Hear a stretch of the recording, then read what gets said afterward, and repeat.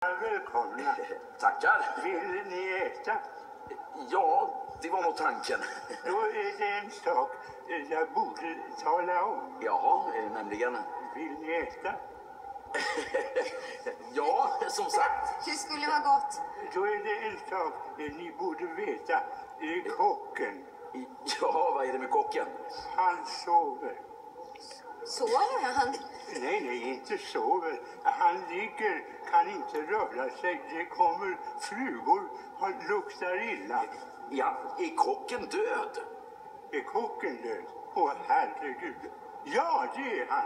Vi var alla på hans begravning. Vi fick smörgåsbord med räkor. Ja, men då har ni väl en ny kock? Nej, snälla fröken. Det var den nya kocken som dog 76, mitt under olympiaden. Alltså, somnade in. Nu har ni ingen kock alls då? Jo, vi grävde upp den gamla.